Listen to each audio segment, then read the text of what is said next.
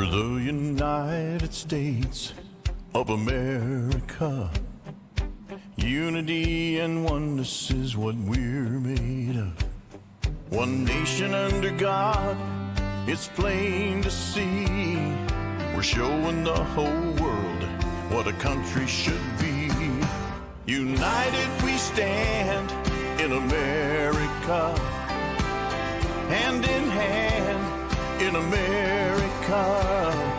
Together as one in a land that we love. United we stand in America. Morning, everybody. Today is February 19th, I believe, 2025. Really snowy day outside, and so Lynn and Dr. Mary Byrne were not able to make it in today, but I have a very special episode that I saved for just such an occasion. This is the very first episode of Changing Times when Dr. Mary joined, and they're talking about education, and you will be amazed at the things that are revealed that are so important for now, even though this was several years ago. Enjoy the show. Good morning, everyone out there. Welcome to Changing Times, our weekly show every Wednesday at 10 a.m. I am Lynn Morris. And I'm Dawn Blackard. And we are glad to be here today. We're here every Wednesday at 10 a.m. to 10:45, and our whole show is about social issues and discussions, real issues.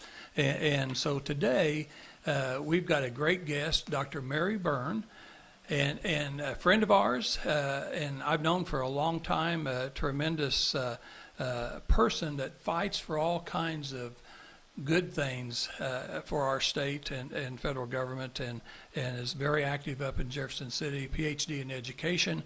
She really knows this subject that we're going to talk about today. But Don, before we get into some of the issues of public education, what's going on today, we wanted to say something about teachers.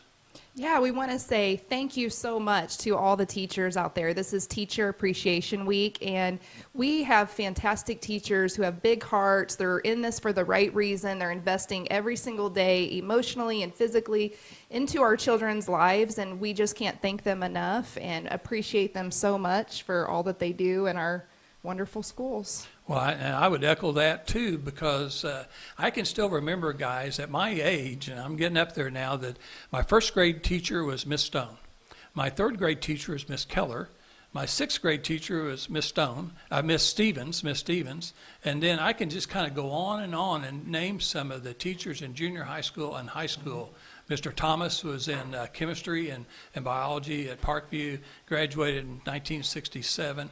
This is one of the reasons why we're going to do an assignment for everybody watching today. We're going to talk about solutions at the end and public education, some of the issues going on and what we want you to do. There will be an assignment at the end of the program today, because we want every person listening to this show to go back to their own area, and we have an assignment for you. But when I was going to school, and I'm much younger than both of you are, we had great education. I mean, we studied all the basic core subjects. History was really history. Most of it we were proud of, our history. There might be some things that we weren't necessarily as proud of, but history was really history. They didn't alter history. They tried to tell it the way it really was. And then we also taught, we were learned to be patriotic, to love our country, and to respect our parents, to respect law enforcement, to respect all the things that you should respect. Today, somehow, we have enemies, and I also want people to know this. We have enemies from outside our country. Obviously, the Soviet Union, China, different countries, they really are enemies, okay? And at the same time, we have enemies from within our country. People need to realize that. We have enemies from within. This country has been always so strong and so blessed by God that no one could overtake us. They couldn't overpower us. They couldn't beat our military. But what they've tried to do, and what Dr. Mary Byrne is going to talk about today, is very slowly very calculated. They have a plan to take over our country by indoctrinating our young people over time to where we get 1, 2, and 3 generations of young people that believe something different than all of us older people believe. That's how they think they're going to take over our country. And so that's a lot of us are worried about that because we know that's not right. And so that's really what we want to do. And also, before we forget, we know Mother's Day is coming up this Sunday. So happy Mother's Day to everyone out there in our audience. I know most, be sure and do something good for your mother or your wife, you know, or your daughter that has children. Do something nice for your family this weekend. We sure have plans to do something, so hope everybody does that. And also next week, we'll continue with foster care, our show number 2. You did a great job last week when I was in Florida on vacation, and I listened to the show, and it was a great show. You had a great couple on there, and they had a great story to share, and so I think that's good. But we're going to continue that next week. I think we got CASA. Is that right? Yeah, so anybody who's thinking about getting involved with CASA or wants to know more, this is going to be a great show because we have the executive director coming on, and she's going to take us step by step of what we need to do if we want to become a CASA volunteer and get involved. Well, and that's a great organization. I'm going to try to make sure Janet listens to that because actually we've talked about Janet and I being a volunteer for CASA. We were asked to do that, and we our time commitments are pretty thin, but you know, it's one of those things when people ask me, I usually try to figure out how to help them, and so that's a great organization. And also a young lady by the name of Dana, she and her husband, they have Dogwood Ranch, which is a girls' ranch between Ozark and Rogersville in Christian County. And they're one of the first groups of people that built these little homes, these little tiny homes. And so when these people on Medicaid, the young children on Medicaid age out and they don't really have a family to go back to, they just get put out on the streets. The state government really basically puts them out on the streets, and they're just not ready to be on their own. And so these nice people have built these little homes where 2 young women can live in those homes, and they help them get their first job, get their first car, make sure they get to work, make sure they know how to balance a checkbook. All that stuff is just awesome. In that way, after 2 years, then they graduate and other girls keep taking their place, and then these girls will have a much better chance to succeed and things like that. So that's what's going on. Always, if there's anything that you want us to discuss, be sure and send us a message on Facebook, and we'll look at those. I know that Don checks those messages out, and we'll look at those and respond from there. But Dr. Mary Byrne, so thanks for being here today. We've talked many times about education, but as you see it, it's not improving, is it? It's really going downhill, and I know you have some answers and solutions, but I want you to kind of tell people why and how long this has been going on. Sure. Thank you for having me. You're welcome. It's actually been going on since the early 1900s. After the war between the states, there was a feeling among members of the black community that the only way to correct the horrors of slavery was to introduce communism into this country. And so Leon Trotsky got a foothold. There was with some members of the black community, giving them advice on how to basically create the Bolshevik revolution here. And Karl Marx was watching the war between the states, and he was rooting for the North, not because he thought anti-slavery was a good thing for our country, but because he thought if the North won, then he could begin the International Workers Union with the workers in the North and increase the size by inviting formerly black slaves into that union. So he was thinking of himself and his view for a global society that was atheistic and comprised of central planning and a centralized government. So it was always about undermining the U.S. Constitution. Karl Marx had no respect for individual freedom. But that began an infiltration into the black community, the black churches, the black schools, to foment a kind of unrest and an overthrowing of what they conceived as the oppressive establishment. So now what we're seeing today is this view that it is systemic, it's nationwide, when in fact it was concentrated in the Southeast. And the North fought the war between the states in order to keep the Union together. And as a former Negro slave, Frederick Douglass, had the ear of Abraham Lincoln, he convinced him that he had to also make it a moral issue to free another part of humanity that was enslaved. Now, by the way, when we listen to comments about the 1619 Project and how slavery was introduced to the United States in 1619, I will remind people we were not the United States. We were a British a set of British colonies. Virginia was a British colony. It was under a sovereign king of Great Britain. It was British law that colony was under that court jurisdiction. We were not the United States. So when they call slavery our original sin, I beg to differ with them. There was slavery on the African continent long before there was slavery in this country. That said, it was the British slave trade, not the American slave trade. And that's a good point, though. Mm-hmm. That's a good point. I'm glad you said that, because they do throw that at us all the time. Oh, of course they do, because it fits the narrative of a revolution. And that's why I started by telling people a part of history they might not have known before, because it never was in our textbooks. The fact that communism was introduced during the Civil War. There was an academic, W.E.B. Du Bois, who was, I'm trying to think, I think he was in Atlanta, but he wrote a book on Black Reconstruction, and he was reading Karl Marx as he was explaining that the black slaves rose up and freed themselves, because that's the narrative that Karl Marx says is the workers' revolution. Although I'd like to know why Union soldiers died then if they freed themselves. But right. The point is they're constructing a narrative that benefits their agenda. And yes, they'll twist history to do it.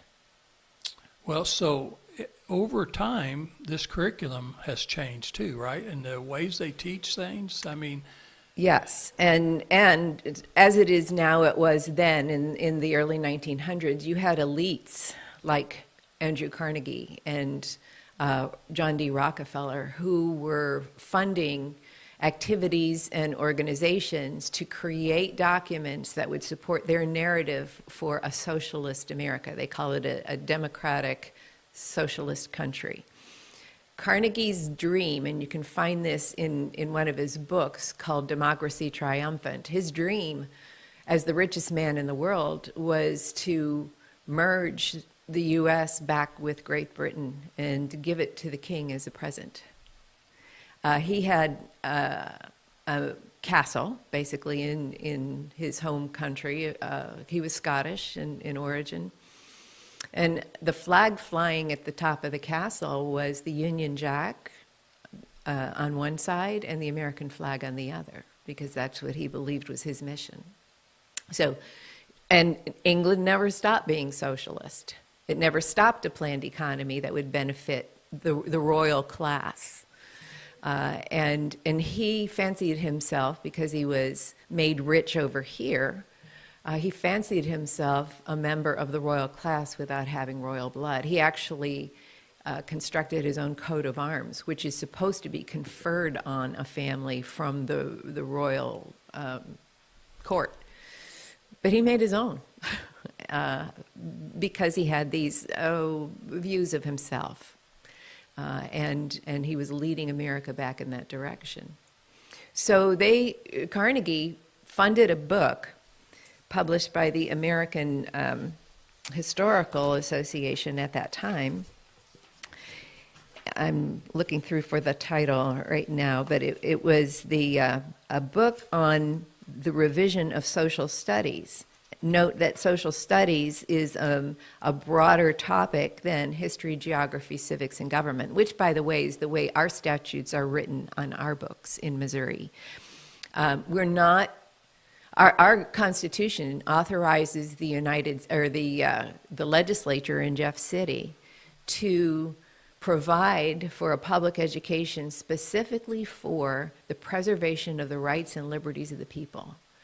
That would be what you're describing as your experience, the liberal arts education, which is the education given to the elites. So when Jefferson proposed this in his Notes on Virginia and so on, that there would be a publicly funded education for all people, his vision was to groom anyone who had a talent for governance to have exposure to this liberal arts education so that they could be identified, and then in Virginia, in his idea, given a university education and then go into public service for the preservation of the republic. It was always about the preservation of the republic. But what you saw beginning with this infiltration of socialist/communist leadership into our government was a transition to social reconstruction. So what they've been doing in the education system is slowly undermining the Constitution by changing the culture without changing the documents. That's been going on for decades. So, Mary, I mean, most of us, if we believe in God and we know that's the top, okay? Mm-hmm. But they've actually, the enemy has actually eliminated God out of schools, out of a lot of businesses, out of life in a lot of ways. And, I don't know how we're going to get that back in schools. Well, first you have to recognize how it got in there in the first place. And that is the goal of Marx. He says criticism of religion is the essence of all criticism. When you criticize religion, you criticize heaven and earth. When you criticize heaven and earth, you criticize the law, because that's where Judeo-Christian 10 Commandments come from, okay? When you criticize the law, then you criticize politics, and when you criticize politics, you pretty much have the whole culture. Well, see, they've done a pretty good job, because as they've eliminated God in schools, the next thing I see that's happening right now, and it's happening right now, everyone needs to know this that's watching this show. They are destroying the nucleus of the family. After God, then you have the mother, the father, the children. You have the unity of that family. And now they're breaking up this family to where the kids are taught not to respect their parents at home, not to respect their elders, not to respect law enforcement, not to respect the things that we've always learned to respect. And that's taken exactly out of the Communist Manifesto. Well, once they destroy that family, they've destroyed God, they've destroyed family. Well, note that family is, you should say, the idealized form, basic unit of government that's in the 10 Commandments. That's commandment number 5, honor your father and mother that I may bless you in the land that I give you. All right? So this is the quote out of the Communist Manifesto. Abolish the family. Even the most radical flare-up at this infamous proposal of the communists. On what foundation is the present family, the bourgeois family, based? On capital, on private gain. In its completely developed form, the family exists only among the bourgeois middle class.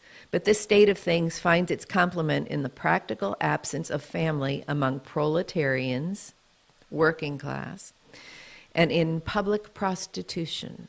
So what he's saying is, if you're going to have equity in the culture, then you have to reduce that factor that is providing financial security to families by eliminating families so that everybody is on the same plane.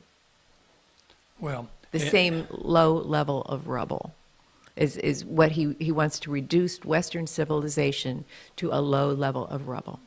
Well, and their plan is working.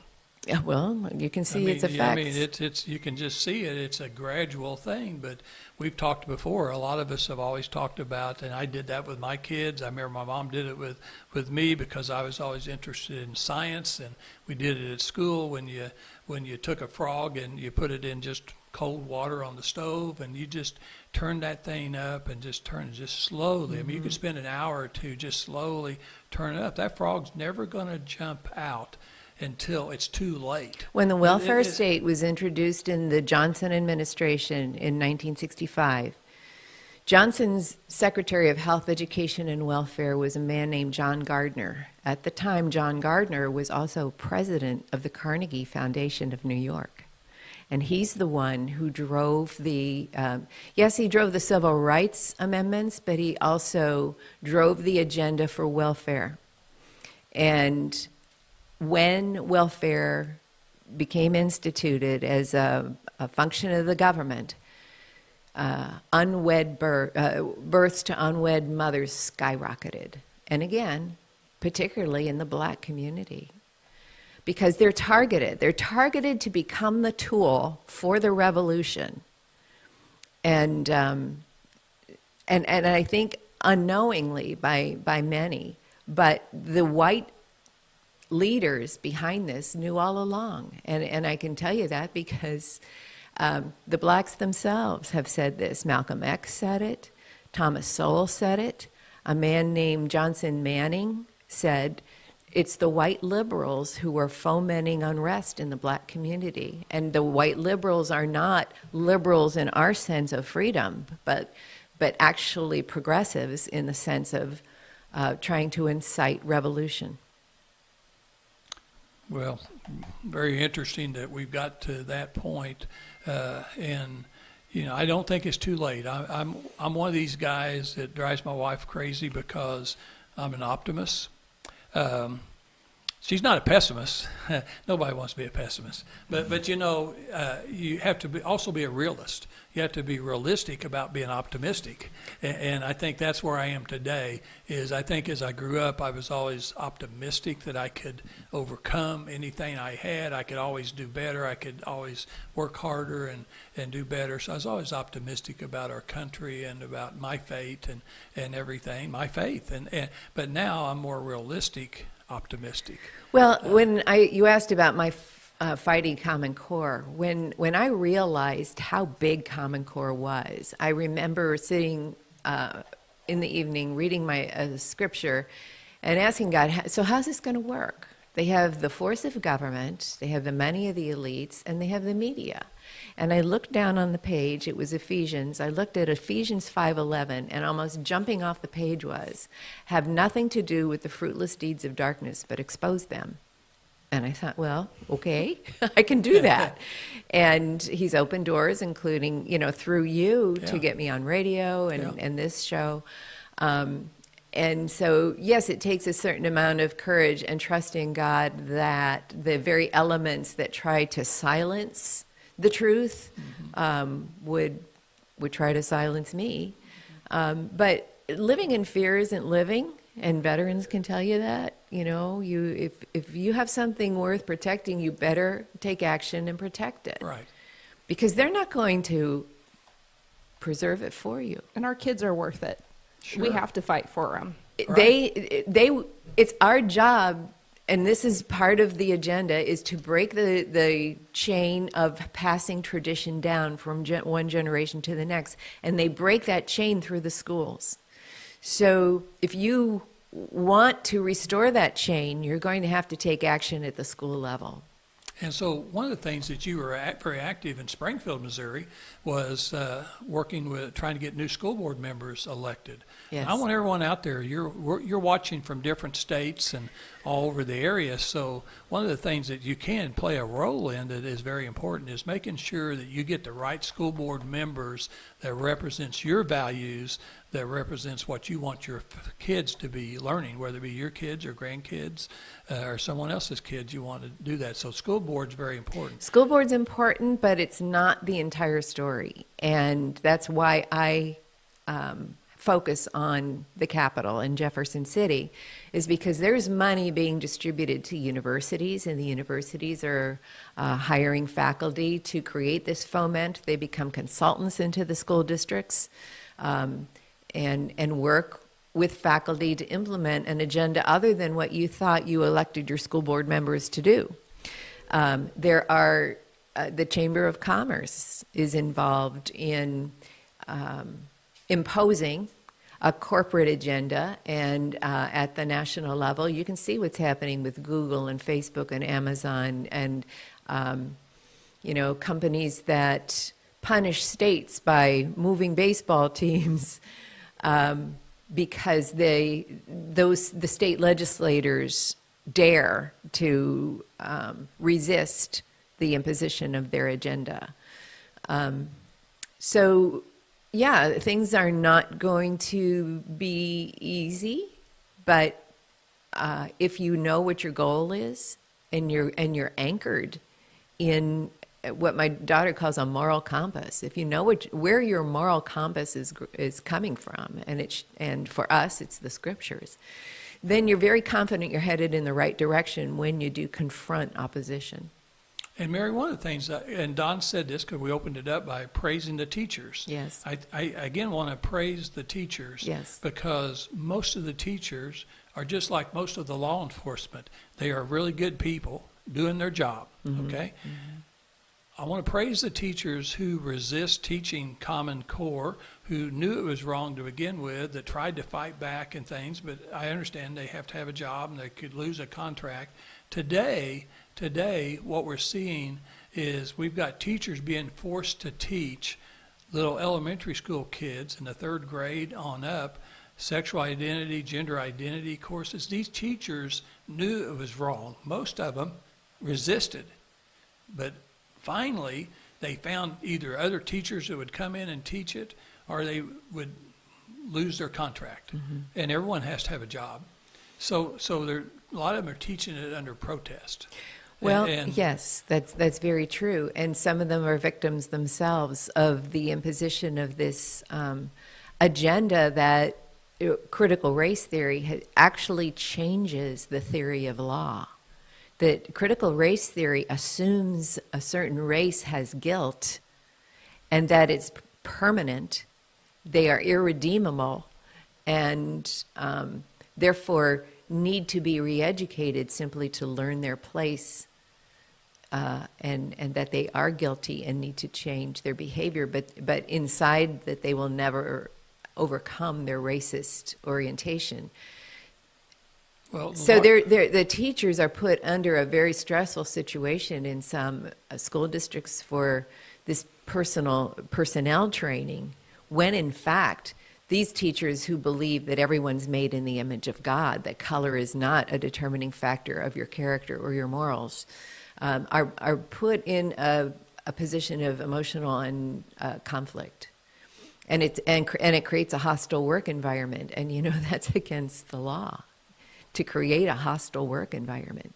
So I look for, coming very soon, some legal battles. Well, I hope so, because one of the things that we discussed before on radio is the fact that the largest school system in the state of Missouri is teaching 3rd graders. They start with 3rd graders. And normally now most of the schools don't have textbooks. They're doing everything by Chromebooks and things like that. So the parents can't see these textbooks.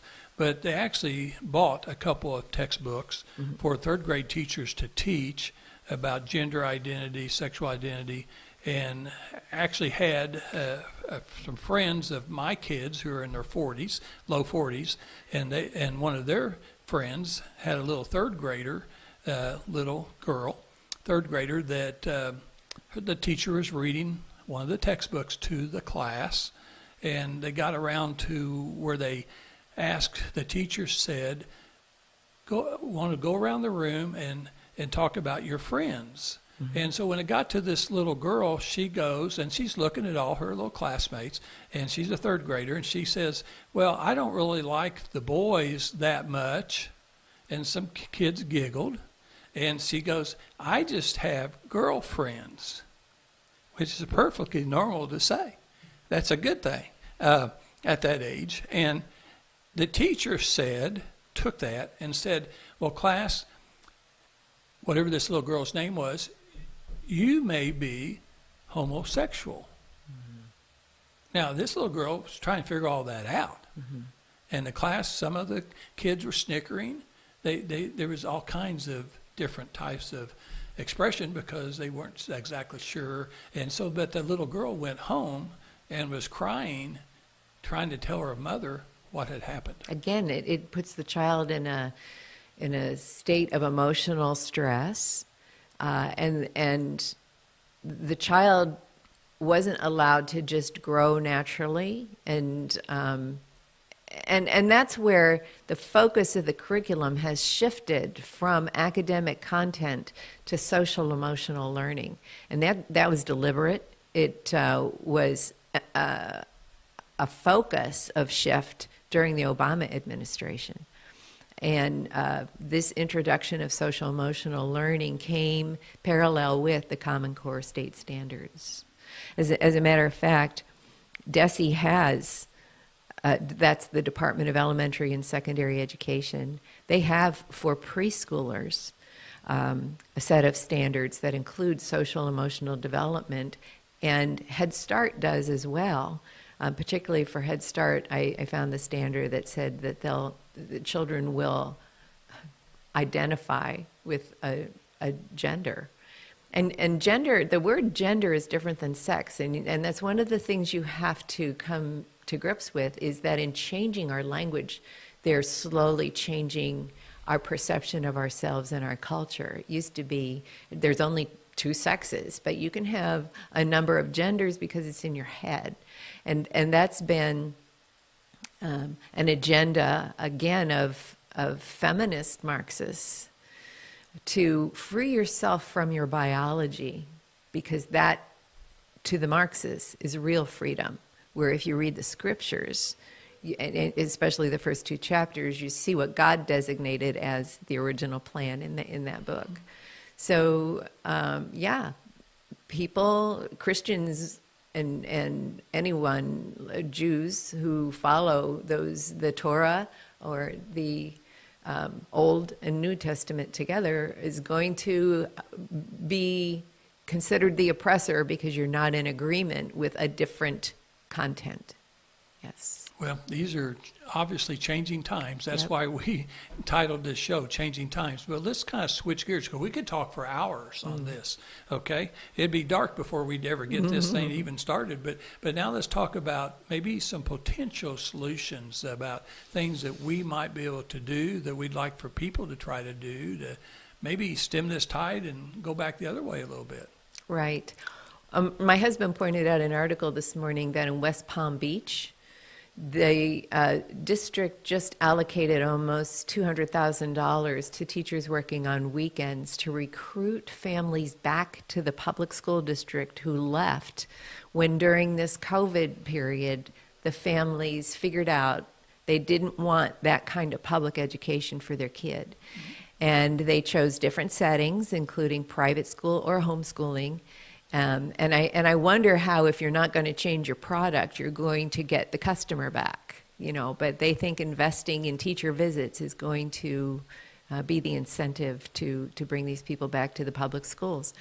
I envision the same thing happening here, that you're going to see a mass exodus from, we've already seen some of that from Springfield. We're not growing. Ozark, Republic, Nixa is. And I think a lot of it is the leadership of the education system, including the board. Sure. So yeah, you do have to flip the board, but you have to know what you're going to do after you flip it. Yeah. And one of the things is you're going to have to break those relationships with other community associations or organizations that are currently in collaboration with the board to socially reconstruct Springfield. And the churches need to wake up. That you can no longer preach from the pulpit and not address what's going on in the community, because if you don't preserve the liberty you enjoyed from the Constitution by protecting the Constitution, you're no longer going to have it, and what you value as religious freedom isn't going to be there for you anymore. Yeah, you know, Mary, I'm glad you said that, because one of the things that I've said for many years now is that, and you know, I'm like a lot of people. We go to church every Sunday, and but what I feel that's lacking, especially the last several years, is the fact that no one has a bigger audience than a minister on a Sunday night, a Wednesday night, or whenever they choose to have some type of service. They have the largest audience, and they also have the largest group of people that trust and listen to what that person's saying, that man or woman is saying. And that being said, the value of teaching the Bible and all the biblical principles of life in that Bible is extremely important. But, you know, what's happening now is we're being threatened. Our way of life, our country, our society, the fiber of our country is being threatened. If the ministers don't start talking about these social issues, you won't have to worry about the Bible, because they're going to destroy the Bible. Well, many of them are talking about social issues, but they're framing it in terms of social justice, not salvation. Right. So yeah, God's got the blueprint in his book, and it's not social justice. It's biblical justice. So we've got to get that done. And again, that's something that each of these people that's watching today, maybe you need to go talk to your minister, tell them what's on your heart, what's in your mind, and get them to help re-educate our people again. Yeah. Well, and know that the seminaries were infiltrated too, to Right. change the content of teaching in the seminaries. And that's why I make this stark distinction between social justice and biblical justice, because biblical justice is blind. When God made people in his image had to do with his character, his actions, his word, in particular his word, which is what makes Scripture so important. There is no physical description of God. There was no physical description of Jesus, because God always said throughout the books, it's about your heart. So now that you have a theory of law that makes it about your skin color, you know that it is in direct opposition to, you know, what people who are Bible believers are taught to live. And again, the Bible was the inspiration for liberty. It was the inspiration for the Puritans to come to this country. It was the underpinning of our form of government. If you look at the Mayflower Compact, which again brings me back to the 1619 Project, if you start history there and you don't start it in 1620, that means you get to overlook or ignore the Mayflower Compact. And the Mayflower Compact was actually the seminal document leading to the Declaration of Independence and the Constitution. We did a great study on that, didn't we? We did. We did. And so one of the things I know that you were talking about when we first started was one of the things they could do is maybe beyond the school board, way beyond the school board, is talking to their elected state officials like the state representatives and state senators. Absolutely. That would be really valuable, way more valuable than talking to their U.S. senator or U.S. congressman, because I don't even know what they're doing up there in D.C. And they shouldn't have anything to do with it. Yeah. You know, there is nothing in the Constitution about the federal government being involved in education. Yeah. So it is at the state level. And I've always said that was by design, that the founders put the emphasis of government in the states, not in the federal level. And for me, the best example is I can drive the 2.5 hours to Jeff City and drive home again the same day, make my opinion known, and it doesn't cost me a whole lot. I can't drive the 2.5 days to Washington, D.C. every time I have a complaint. Right. So it was by design. We were supposed to have access to government like that. And I do appreciate it's taken a long time to develop the level of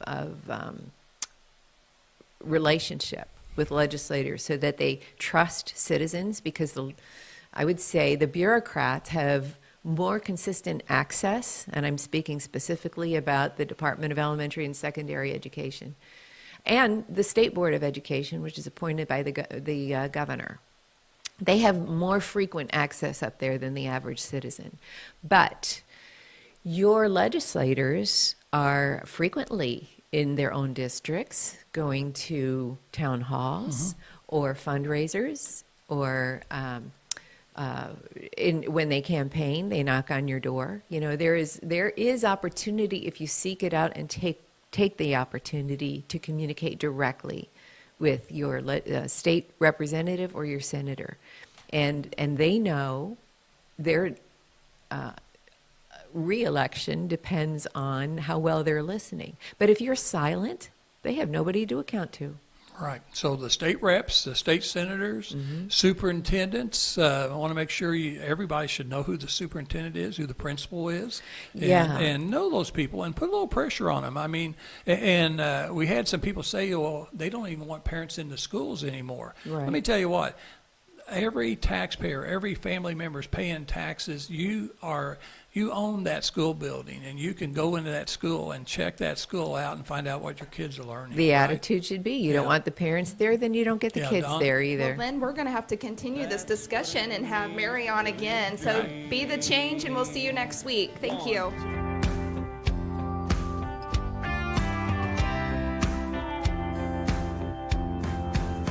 We're the United States of America.